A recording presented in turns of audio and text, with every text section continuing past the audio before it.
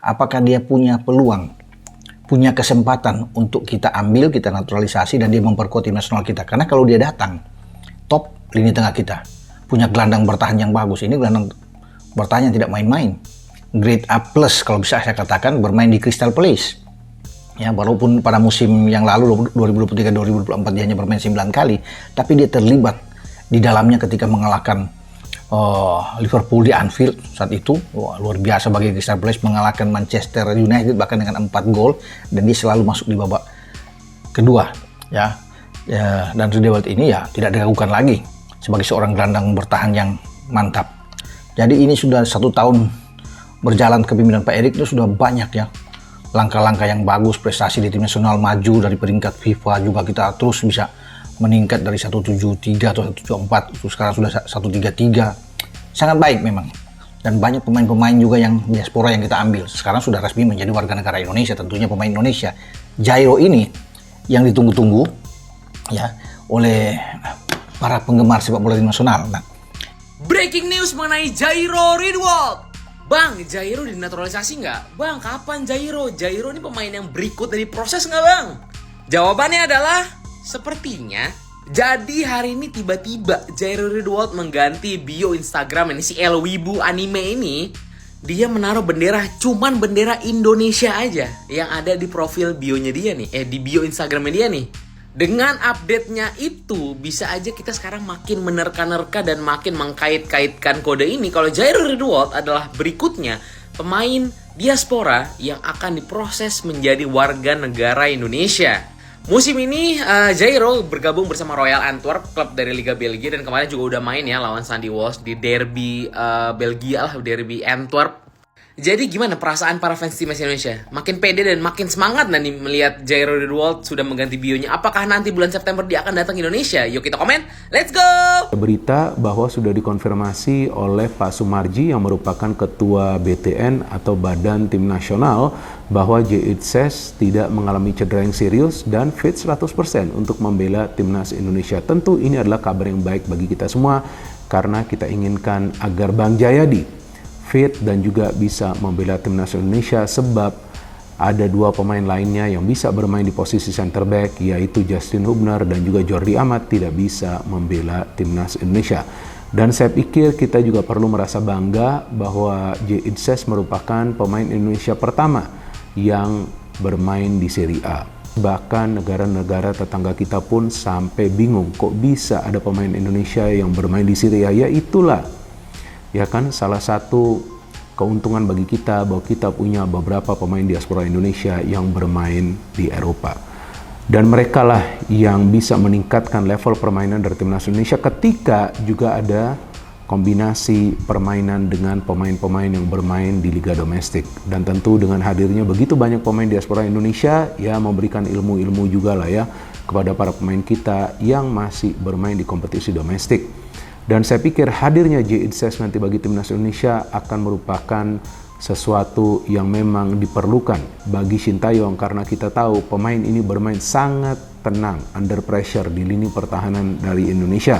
Dikritik, dicemooh atau dimaki katakanlah oleh 80.000 penonton di GBK, lebih sakit kalau sepak bola itu nggak ditonton sama sekali oleh penonton, tidak disaksikan oleh penonton. Sesakit-sakitnya dikritik, lebih sakit kalau sama sekali dicuekin atau tidak ada yang peduli dan tidak ada yang membicarakan. Jadi situasi ini, momen ini kita harus menganggap kritik sebagai sebuah atau catatan kritis sebagai sebuah energi positif untuk membangun. Jadi kritik harus dijadikan atau dilihat sebagai energi positif yang bisa menghalangi seseorang jadi otoriter, yang bisa memberikan sebuah checks and balance, yang memberikan sudut pandang lain. Dan ini semuanya untuk kemajuan tim nasional maupun sepak bola Indonesia. Kenapa? Karena saya sebagai bagian dari rakyat Indonesia mencintai timnas Indonesia, mencintai sepak bola Indonesia, yang artinya saya punya hak, punya bagian dari timnas Indonesia yang milik rakyat Indonesia. Sebelum lebih lanjut, jangan lupa tekan tombol jempolnya, sebagai tanda bahwa kalian cinta Timnas Indonesia.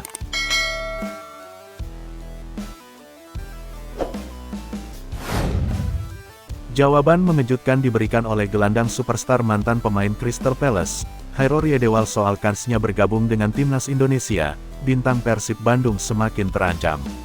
Dilansir tribunwow.com, nama Hairo Riedewald kini semakin menjadi topik hangat diperbincangkan oleh para pecinta Timnas Indonesia.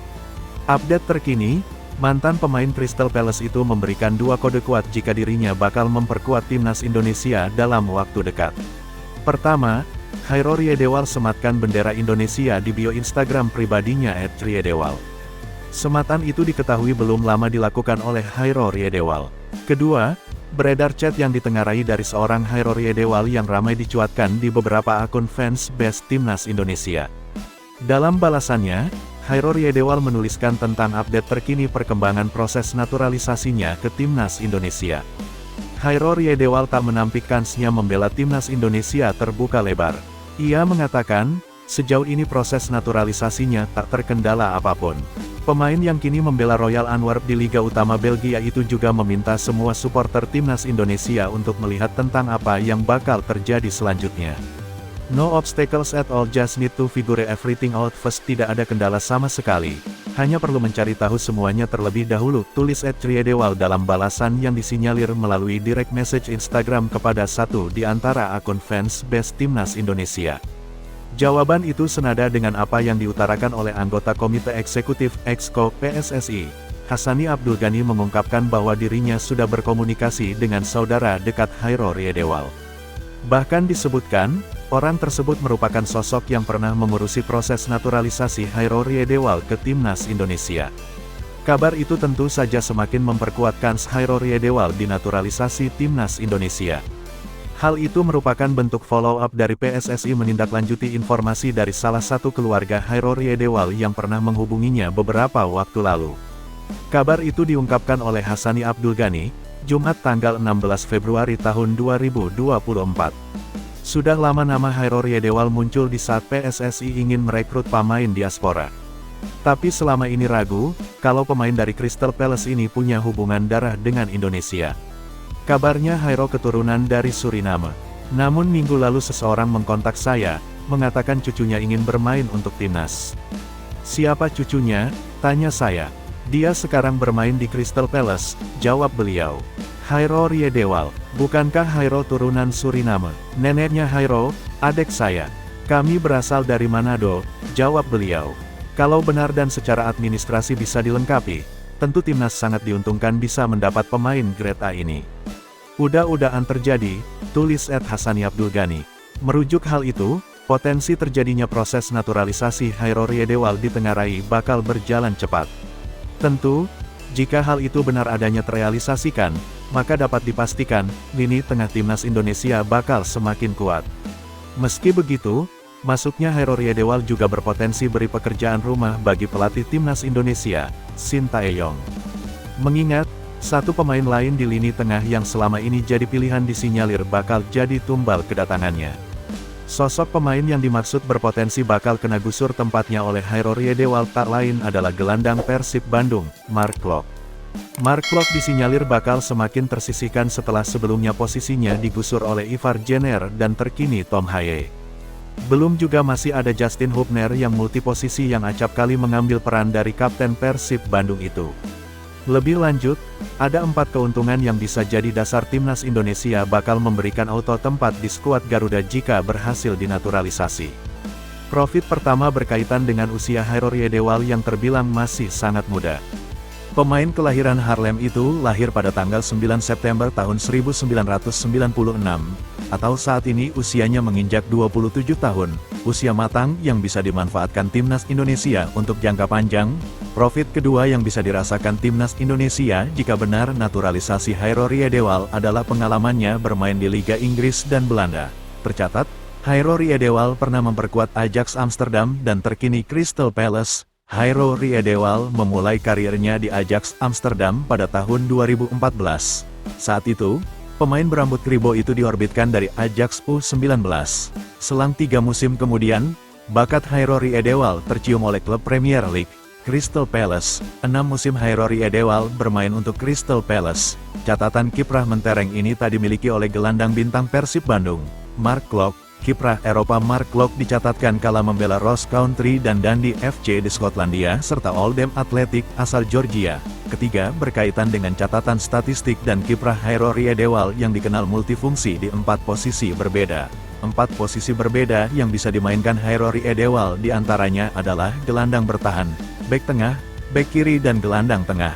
Catatan statistik paling mentereng ia bukukan kala bermain di posisi gelandang bertahan. Berita selanjutnya, FIFA apresiasi JIZ, sang pencetak sejarah. FIFA secara khusus memberi apresiasi kepada bek timnas Indonesia JIZ yang mencetak sejarah dengan melakoni debut di kompetisi kasta tertinggi Italia, Serie A. J debut saat Venezia FC bermain imbang 0-0 melawan Fiorentina, Minggu, 25/8. Dalam laga ini J tampil sebagai starter dan diganti ketika pertandingan masuk menit ke-63. Dengan debut ini J tercatat sebagai pemain pertama Indonesia yang tampil di Serie A. Sebelumnya ada Kurniawan Dwi Yulianto yang membela Sampdoria, tetapi hanya main di pramusim. Sang pencetak sejarah, maju terus, Bang Jayadi, tulis akun media sosial Instagram FIFA World Cup pada Selasa, 27/8 sore yang langsung disambut gembira oleh publik Indonesia. Sebelum debut di Serie A, J terlebih dahulu membawa Venezia promosi lewat jalur playoff. Saat playoff itu J sudah menjadi warga negara Indonesia, WNI, dan membela timnas Indonesia. Bahkan J terpaksa datang terlambat dalam pertandingan fase kedua kualifikasi Piala Dunia 2026, melawan Irak. J baru bisa bertanding saat melawan Filipina. Saat debut di Serie A itu J terlihat mengalami cedera. Namun Ketua Badan Tim Nasional, BTN PSSI Sumarji memastikan JIZ tidak cedera, meski tak main penuh di laga tersebut. Saya barusan WhatsApp J dan sudah dibalas. Jadi, info bahwa J cedera itu tidak benar, dia tidak cedera dan bugar. Tidak ada masalah dengan kondisi badannya, ucap Sumarji kepada Indonesia.com, Senin, 26/8. JIZ hampir pasti masuk daftar panggil Shin Tae-yong ke timnas Indonesia untuk fase ketiga kualifikasi Piala Dunia 2026, melawan Arab Saudi 5/9 dan Australia 10/9. Meski belum ada rilis resmi dari PSSI dan pihak Venezia, Shin diyakini tak akan melewatkan J untuk dipanggil. Tenaga pemain 24 tahun ini sangat dibutuhkan timnas Indonesia. Pasalnya lini pertahanan Indonesia sedang mengalami krisis pemain. Jordi Amat sedang cedera dan Justin Hubner absen menjalani akumulasi kartu. Jika J absen, pertahanan akan keropos.